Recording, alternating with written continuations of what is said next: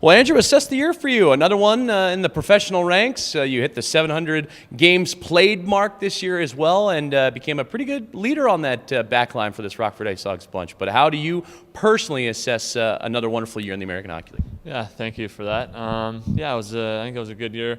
The team battled, right to the very end, and I think we were a close-knit group that really cared about each other. So, as a player and my situation, that's kind of the things you take pride in more so than like the personal statistics and stuff. So, it's about wins and it's about making sure the young guys, fit in and are acclimated and take big steps. And I thought a lot of our young guys did.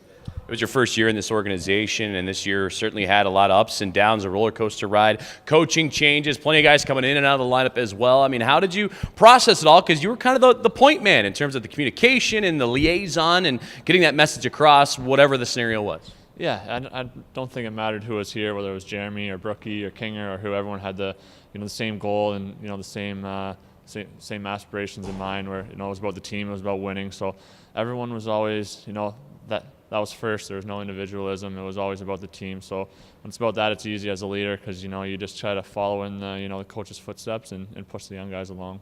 What did you learn about maybe yourself in terms of a leadership role? I know you've worn many letters across your career, but when you're put into a unique situation like that, sometimes you get pushed a little bit more to the forefront. Is there anything that you kind of discovered about yourself that might lend to future seasons for Andrew Campbell? Yeah, I mean, I do have a passion for developing and helping the young guys. So down the road here, who knows what that'll get me into? But it's something that I definitely think about and look forward to down the road. But for now, I still love playing and can't wait to hopefully get a deal out there next year and lace them up again. There's nothing better than being with a group of 23, 24 guys and battling together all year, and the times you have in the room and on the road and at restaurants, and it's just a lot of fun. So that's why I still play the game, and that's why I love it.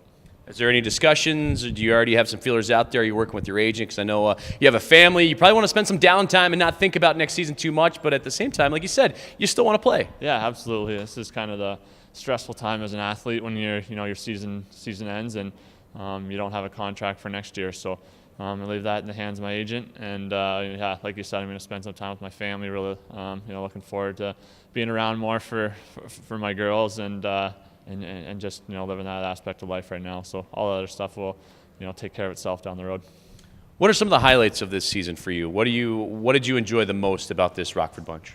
Just how how much fun everyone had together. Like I said, there was highs and lows. There was coaching changes and whatnot, but everyone really stuck together, and we had a great amount of fun. Whether it was practice, games, on the road, we really stuck together, and a lot of laughs and a lot of special personalities and characters that I'll definitely remember forever.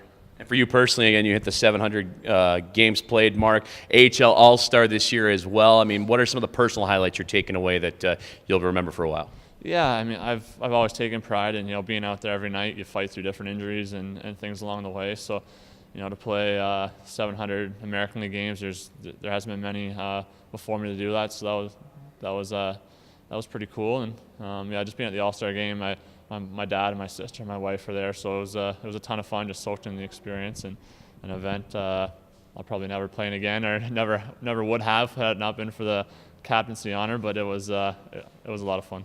And how much pride do you take in, we've touched upon you developing and helping out a lot of these younger guys, but guys naming you specifically, helping them out, guys like a Dennis Gilbert, most improved, made his NHL debut, Blake Hillman getting a little taste of NHL action and rising through the ranks as a prospect. I mean, that probably makes you walk a little taller knowing that these guys are looking up to you to help them in their careers. Yeah, it's something I take a great deal of pride in. I remember when I was a young guy, you remember the veteran guys that helped you along, and how much you appreciated their efforts down the road when looking back. So you kind of treat them like brothers, and you push them when they need to be pushed, and you help when they need to be helped, and you just form those friendly relationships. And just speaking of Bird and Hilly and all our young guys, Yoki, Carly, everyone, Thule, they're all great kids. So when they have such great attitudes and they come to the rink every day wanting to get better, it certainly makes my job as an older guy back there a lot easier to help them along.